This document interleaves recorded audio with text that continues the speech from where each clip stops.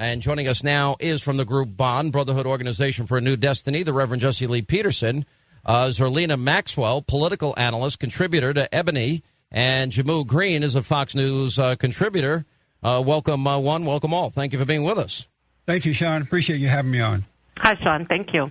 Thank you. Reverend Peterson, let's start with you because you put out this letter to the Attorney General. Have you heard back? Not yet. We also have a petition that we are asking all the folks in this great nation to sign.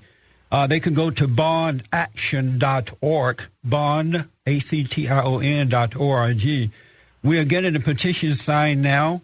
We have presented the letter, and after we collect all the signatures, we're going to turn the petition in. And if he doesn't respond, I will give him a call personally or even try to meet with him. As an American citizen, I am very concerned about this. For the last 22 years, I've been working with black young folks, especially black men in this country, and they're very angry. They're first angry about the breakup of the family, but because that is not dealt with in a big way within the black communities, people like the new Black Panther Party are coming in and they are building on that anger that's already there by telling black youth that it's racism, that the white man is against them. And I know that if this is not dealt with, we're going to have trouble in our country. We could possibly have a race war, and it's just not what should be happening in America today. My concern, too, Sean, is that back in 2008, during the election, the new Black Panther Party prevented white Americans from going into the election polls there to vote. And under President Bush, those folks were on their way to jail. But unfortunately, the president left before they were convicted. Eric Holder went in and he just gave them what was tantamount to a pat on the hand and sent them away. Mm-hmm. And as you know, there was a whistleblower that worked for the Department of Justice. And he said that there's a rule within that department when it's white on black, you punish the whites. But when it's black on white or black on black, you do nothing about it. We can't have this in America. We cannot allow this Attorney General to get away with this type of action. Well, Zerlina, who, by the way, is my Twitter friend, and we sometimes tweet back and forth with each other. Zerlina, yeah. I want to get your reaction to this. Do you agree with Reverend Peterson that the Black Panthers, with this type of this threatening language, this kind of language, that it represents a real, clear, present danger? And why hasn't the Attorney General acted? Well, I think that what we need to be focusing on is the Florida state law, which would be applicable here, not the federal law. And so if they broke the law and the Stanford Police Department... hang on one second. But when you hear people using these racial slurs and epithets, doesn't it become a civil rights issue? Because, you know, we do know that the Attorney General weighed in on the possibility of a civil rights investigation on right. In terms of the shooting itself. When you hear right. such, racism... look, doesn't that scare you? I mean, it's scary when people are talking about race wars and bounties on people's head. Are you as surprised as I am that nobody's been arrested?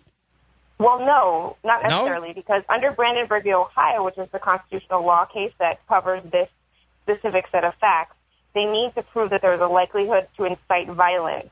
And the Black Panthers, however many members there are, whether it be 6, 12, or 100, the likelihood that they have the influence that will incite violence in the black community is very low. That's not true. If you stop 10 black people on the street and ask them who the new Black Panther Party is, likelihood 100% of those people will not have any idea who you're talking about, and they will agree that they have no influence in their lives. Well, Sean, I have to say, I've been working in the inner cities around the country, as I said, for the last 22 years.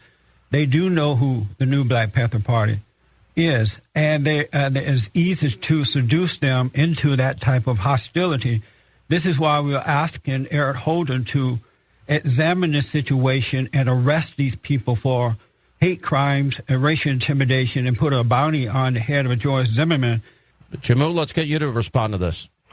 Well, Sean, sometimes after listening to you, I feel like they might need to have you on retainer because for the past few weeks, it's almost like you are their publicist. This is a group Excuse me, Jehmu. That is just ridiculous. Come on. No one knows who the new Black Panther Party is. Yes, they have no influence in the African-American community. They are not talked about. They do not mobilize people. This is race baiting at its finest. Race baiting This by is the a fringe race group. baiting by This the stop for a second. Race baiting by the new Black Panther Party. Oh, they do their share of race baiting, and giving them this much airtime based on the fact that they have 5 members, and they are very similar to the Westboro Baptist Church going around protesting funerals of our military men and women. This group thrives off of the level of attention that they get. Excuse me, that but they are where in getting, the news? and this is why they say those types of outrageous statements. You know, you're excusing this. Why do you dismiss a bounty on somebody's head? Yeah. Why do you dismiss a call for a race war? Why do you dismiss, racial slurs and epithets in a situation that is already volatile? Why would you dismiss any of that? I think one of the mistakes we make in foreign policy is we don't listen to people that make credible threats. I don't dismiss it at all, Sean, and so I think we should take the a question good look. Is, should we they should be go arrested? to the Southern Poverty Law Center and see the hundreds of hate groups that are out there. I understand, but we're not talking about them right now. No, Jehmu, I'm focused on a very specific question here. I'm not finished. If you threaten somebody's life, if you put out a bounty on somebody's head, and you say so verbally, and you're vocalizing this, I want to ask you, tell me why that person shouldn't be arrested. Go ahead and arrest them. Will it then stop this conversation of trying to... It would help. I mean, that's part of the problem. Put them out there as the boogeyman, because when you talk about race baiting and you talk about a potential race war, you know where a race war gets started? It's by constantly airing these comments by a group that has no you're blaming the messenger. You're blaming the messenger. Wait a minute. You're blaming the messenger. You're blaming. And by the way, every news outlet has reported on this extensively. Yeah. And it should be reported, in my view, so that people in the area know that a real, clear, present danger and threat exists where they live. So I find that responsible. So I wouldn't blame the messenger. I would blame the people, and your focus seems so distorted, Jehmu. I blame the people that are making these threats, using these racial slurs, and I think your condemnation would be better focused there. There are countless hate. If I could add to that, the reason that he and other black liberals are dismissing this is because it's black on white. I guarantee you, with all that is within me, had it been white on black, it would be a different story. If a white hate group was out saying these things about black people, white hate groups, Jehmu and others would be saying they would not. One at a time. They would not be as nice about it. These people literally do not care about black on black crime. They do not care about black on white crime. They only in support of the new Black Panther Party and other hate groups when it's white on black. Who are these people? Because people like you. People like black liberals and white liberals, they don't care, because we saw what happened down in Florida when they thought that Zimmerman was a white man. Everybody and their mama went down there yelling and acting out and carrying on. But had it been the other way around, black on black crime is happening. Well, this is an interesting question. We're running out of time. Let me bring Zerlina back in here. Maybe that's an interesting way to put it, as Jesse is. If somebody were making these threats against the African American community, would there be different coverage? And for example, would some of the activists that protested in this case, would they be more vocal about it? Well, I think that the importance of this case was that the protest that took place with the hoodies was nonviolent. So any call for violence is counterproductive. Yeah, we're not talking about. We're talking about what the new. Why has it? No, that's not the focus. The new Black Panther Party. Why haven't they been arrested? Is the question.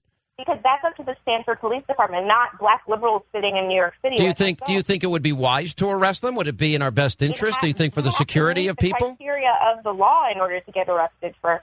You don't think that's like a terroristic threat? It may not actually meet the standard of a terrorist effect. I know a bounty doesn't meet. It does not meet the standard. A bounty on somebody's head? Wanted dead or alive posters? The Stanford Police Department did not arrest. A call for a race war? I think you need to talk to them, Sean, and find out why they didn't arrest the Black Panther Party. They're not answering my. They said they did not have sufficient probable cause to arrest them. All right, we're going to have to leave it right there, but thank you all for being with us.